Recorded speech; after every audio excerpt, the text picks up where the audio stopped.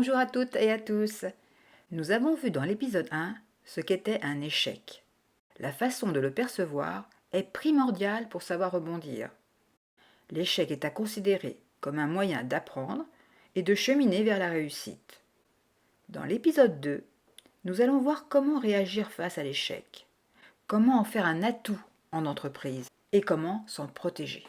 Pour réagir de façon positive face à l'échec, il est nécessaire de mettre en œuvre notre résilience, notre capacité à surmonter les obstacles.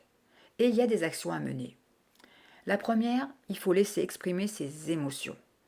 Il faut identifier son ou ses émotions face à l'échec, mettre un mot, essayer de comprendre pourquoi on ressent telle émotion. C'est faire preuve d'intelligence émotionnelle.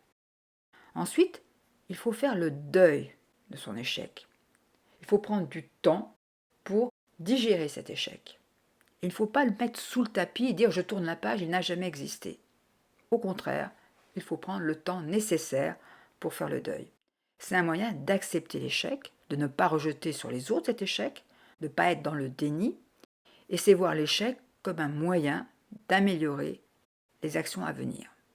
Il faut savoir échanger avec les autres, rester entouré, ne pas s'isoler, pouvoir en parler de cet échec. Se servir des autres comme un soutien. Ensuite, il faut prendre du recul, relativiser. Et avec le temps, il s'estompe. Il est nécessaire de se questionner sur l'échec. En quoi c'est un échec? Est-ce important pour moi? Quelles en sont les causes? Qu'est-ce qui a fonctionné dans mon projet? Qu'est-ce qui a échoué? Que vais-je faire? Quelles sont les solutions? Pour pouvoir rebondir, se remotiver, il faut se concentrer sur ses forces. Nous avons tous des ressources, des armes pour réussir. Et pour se redonner confiance, il faut se concentrer sur ses forces. Et enfin, il faut mettre en place un nouveau plan d'action. Dans tous les cas, persévérer, pas abandonner un projet, c'est accepter d'avancer par petits pas pour atteindre son objectif. Par contre, il ne faut pas s'obstiner, s'entêter. Si le projet n'est pas viable, il faut l'abandonner. Cela demande du courage, c'est vrai. Ainsi, Dyson a dû abandonner son projet très prometteur d'un lave-linge qu'il avait plus rapidement, plus proprement, qui consommait moins d'énergie, mais dont le prix était 3 fois plus élevé que celui du marché. Alors, quelle est l'attitude gagnante en entreprise face à l'échec? Le responsable, le manager, a un rôle primordial. Il doit montrer l'exemple, en parlant de ses propres échecs. Lui aussi a subi des échecs et il a appris de ses échecs.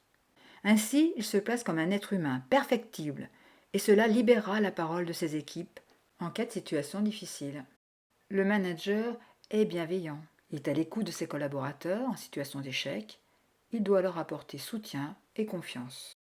Lors de feedback constructifs, des plans d'action sont proposés dans le cadre d'une démarche d'amélioration continue. La dynamique, c'est l'expérimentation.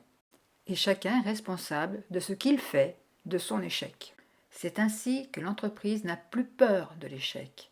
Elle en a fait un allié, elle est désormais plus forte pour avancer vers ses objectifs. Comment se protéger de l'échec? Voici une méthode de brainstorming pour vous donner les meilleures chances pour ne pas échouer. Elle s'appelle la pensée inverse ou méthode de l'inoculation. Elle part du principe que nous avons beaucoup plus d'idées négatives que positives. Notre cerveau ayant tendance naturellement à imaginer le pire. C'est une question de survie. Nous sommes beaucoup plus créatifs pour imaginer des situations négatives. Commençons par réfléchir à tout ce qu'il faut faire pour qu'un projet, une situation, se passe très mal.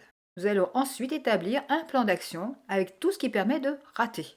Et quand nous aurons établi ce plan d'action, nous allons le renverser en positif, comme un vaccin, pour aller vers une stratégie de réussite. Cette méthode de l'inoculation est très efficace pour des situations complexes et elle est à mettre en place quand tout va bien, avant qu'il n'y ait des problèmes.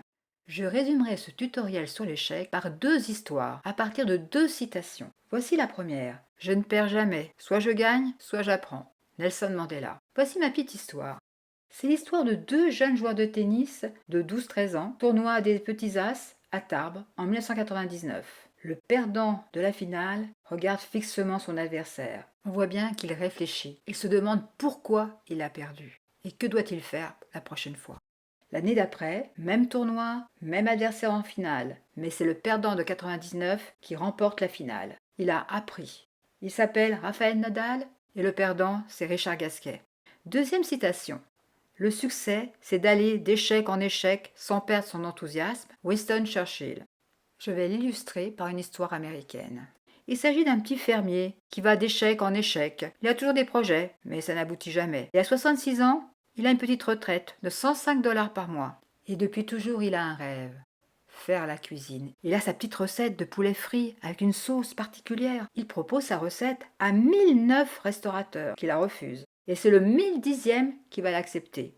Et à la fin des années 50, il va ouvrir 400 restaurants. Il va mourir à 90 ans, multimillionnaire. Il s'appelle Arlan Sanders et c'est le créateur de KFC.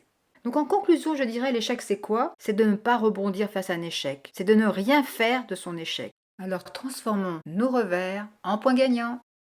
Merci et à bientôt.